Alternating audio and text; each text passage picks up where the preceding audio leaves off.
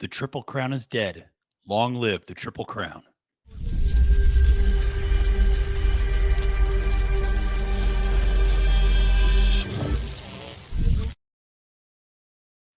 Salutations and welcome, friends, to this special edition of Trust the Prophets. I'm your host, Matthew DeSantis. You can find me on Twitter at the handle at Fail to Menace.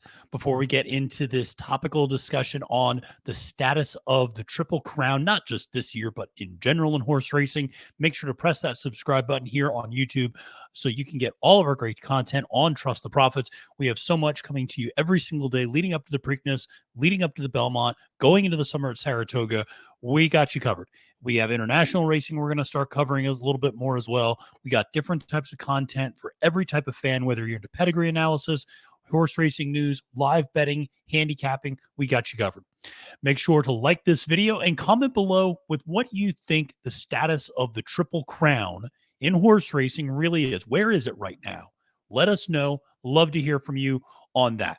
So, I wanted to talk a little bit about the death of the Triple Crown because this is a very topical conversation. I'm recording this on Monday, May 15th.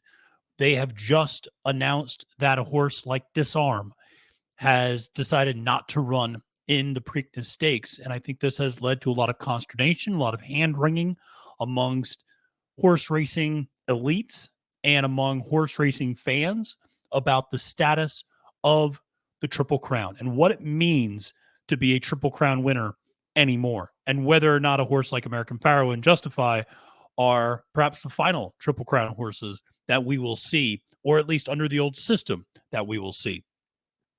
So let's talk a little bit about the narrative that has led us to this point. With the decision for Steve Asmussen to withhold Disarm from running in the Preakness Stakes, this will become the first time since 1969 when they redid the schedule as it stands today, where it is Derby 2 weeks, Preakness 3 weeks, Belmont. Okay, that is starting in 1969, the way the schedule was done. For the first time since 1969, only one Kentucky Derby entrant will run in the Preakness Stakes. That is, of course, Kentucky Derby winner Mage will be running in the Preakness Stakes, but not one other horse who finished second through 20th is going to be running in the Preakness after running in the Kentucky Derby 2 weeks before. Additionally, there are even a limited number of commitments to horses that are running in the Belmont Stakes. We have seen horses like Tapit Trice, Todd Pletcher saying Tapit Trice is likely pointed to the Belmont Stakes. But even horses like Angel of Empire, Brad Cox has been very coy about where Angel of Empire is headed next. Larry Ravelli has made it very clear that Two Phils is going to take a little bit of time off and probably focus on perhaps some of those Midwestern derbies, as well as getting ready for the Jim Dandy and Travers up in Saratoga this summer. A lot of horses are going to be skipping that final leg of the Triple Crown entirely. So we don't even have a lot of Derby horses that are skipping the Preakness that are going to come back to run the Belmont 5 weeks after they ran the Kentucky Derby. This has led to, I think, a lot of consternation about weaker fields continuing to dominate the rest of the Triple Crown schedule, and whether or not that is really indicative and proper of the Triple Crown status, meaning that if Mage goes out and wins the Preakness, listen, Mage can't control anything. Mage can only beat the horses that are running against him. He's just a horse in all of this. He can't control this. But if Mage goes out and beats horses that were not good enough to get into the Derby, or were too young and too inexperienced, a horse like First Mission comes to mind, to make it into the Derby prep trail and therefore not able to get into the Derby, does this render somehow the status of winning the Preakness or status of winning the Triple Crown less impressive? And what does this say about the status of the Triple Crown as we stand? Listen, I think some of this is people are a little bit prisoners of the moment. This admittedly is a rather weak field for the Preakness, but this is also a trend that we're seeing. And Derby horses intentionally skipping the Preakness, sometimes going to the Belmont, sometimes just getting ready for a summer up at Saratoga, or going to the Haskell, or going to the Midwestern Derbies like the Ohio Derby and the Indiana Derby and West Virginia Derby, things like that. This is a shift in mindset that we have seen taking place for a while. And so, what I wanted to do on this episode was talk a little bit about what are some of the solutions that are out there? What are some of the suggestions that we've seen in the horse racing community regarding how do we save the Triple Crown?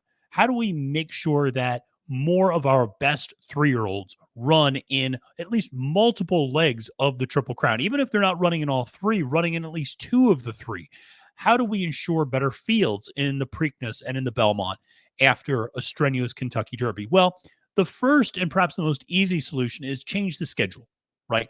This is, in my opinion, curing the symptom, but not curing the cause. Okay. In other words, you're curing the symptom by going, listen, horses are very delicate, and trainers don't want to run them back on 2 weeks rest, or even 3 weeks rest, or even 5 weeks rest in some instances. So listen, let's change the schedule. It's too much to ask our horses to run this 5 week schedule, 3 races over that period of time. It's just not the way things are done. You're right. It isn't the way things are done anymore. It used to be the way things were done, but it's not the way things are done anymore. You're addressing the symptom, horses not wanting to run, but perhaps not the underlying cause.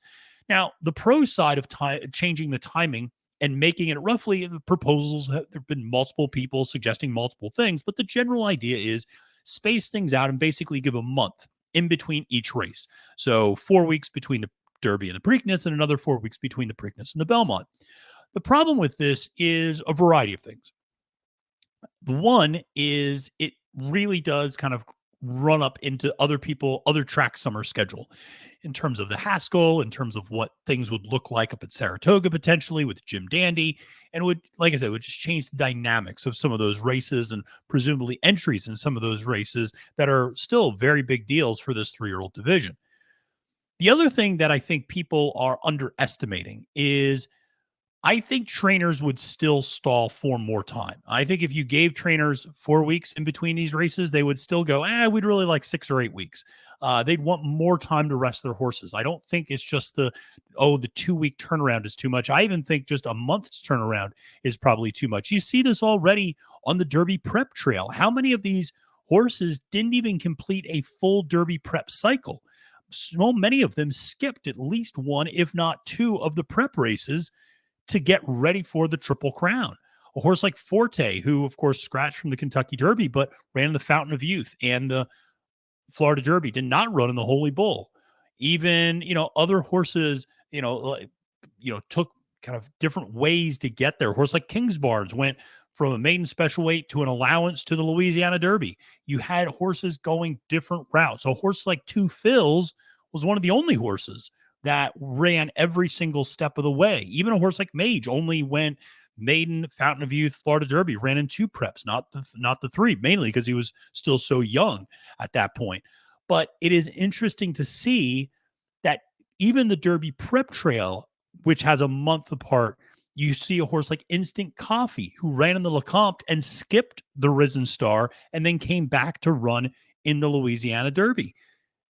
Listen, all of these horses are being very carefully manicured and very carefully handled to navigate the Kentucky Derby trail, get to the Kentucky Derby healthy, and then once they emerge from the Kentucky Derby, they want 6 to 8 weeks off, presumably before their next race. So, yes, spreading the time apart might get 1 or 2 extra horses to enter, but I still think you would see a lot of these trainers balking at even 4 weeks in between these big races because of how much the Kentucky Derby and the prep season leading up to the Kentucky Derby takes out of these horses.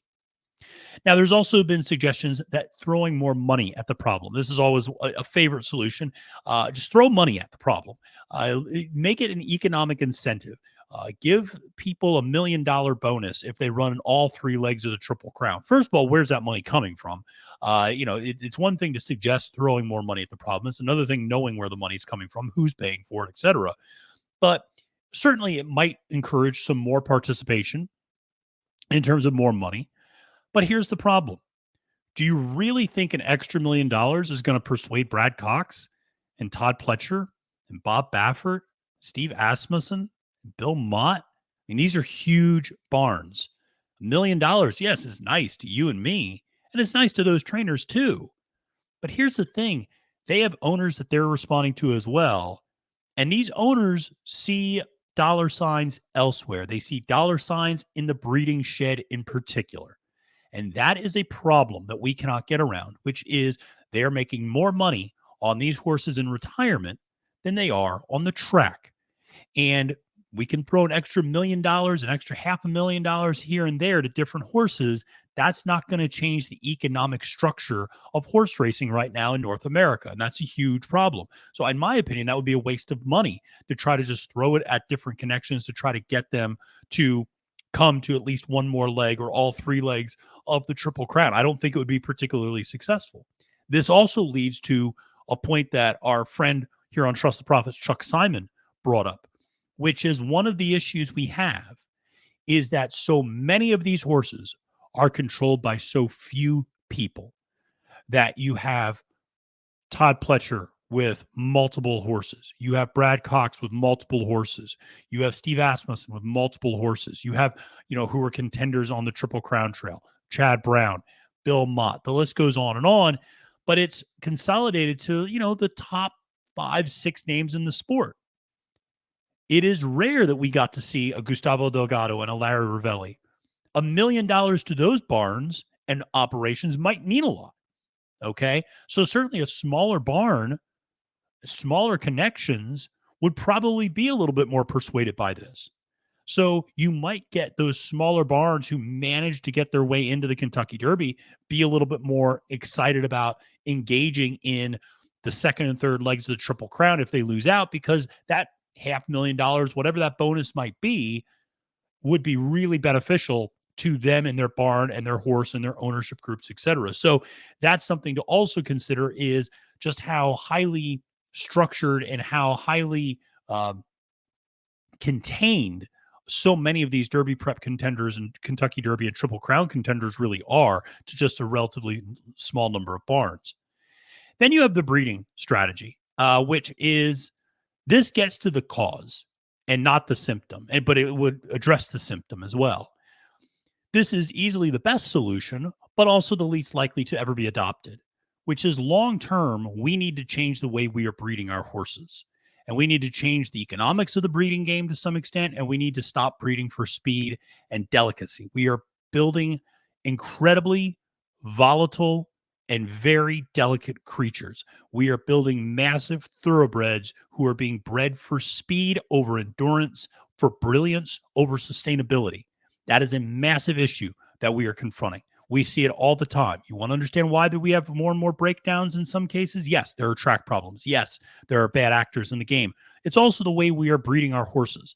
It is a distinct problem that we have in the sport, that you can make more and more money in the breeding shed than you ever could on the track.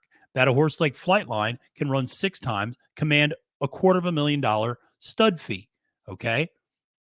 That Gun Runner puts in a hell of a career, but has an amazing first crop and suddenly is 6-figure stud fees and is covering up 200 plus mares a year. You do the math on that. Gunrunner can keep siring colts for as long, for another 10, 15 years potentially. Well, 10 years probably. But he can keep siring colts for a while. And you're covering up 200 mares a year at $125,000 a pop? Do the math on that. And then wonder if an extra $500,000 to run in an extra race is going to really make a big deal. The answer is no. They are very committed to sustaining the status quo and maintaining the status quo. And that is one of the issues, is that there's so much money in breeding, so much money in doing things the way that they are now, that disrupting that system just does not seem particularly plausible, and that you would not get buy-in from the people you would need to get buy-in from in this sport. Our foal crops are being reduced dramatically. From back in the 1950s and 60s, when you were looking at an average foal crop of 50 to 60,000 foals a year, to now around, I think the last number was about 12 to 15,000. You're looking at a massive reduction in foal crops. You're looking in horses that are being bred for speed and brilliance over endurance and versatility and sustainability. It's a huge problem. It's a huge problem. But that is the issue that we are confronting with the Triple Crown. And I'm not sure there is an easy solution to this. So, what is the short term and long term prognosis? The short term prognosis is get used to this. Get used to one, maybe two horses from the Kentucky Derby going on to the Preakness, and then one or maybe two more coming to the Belmont.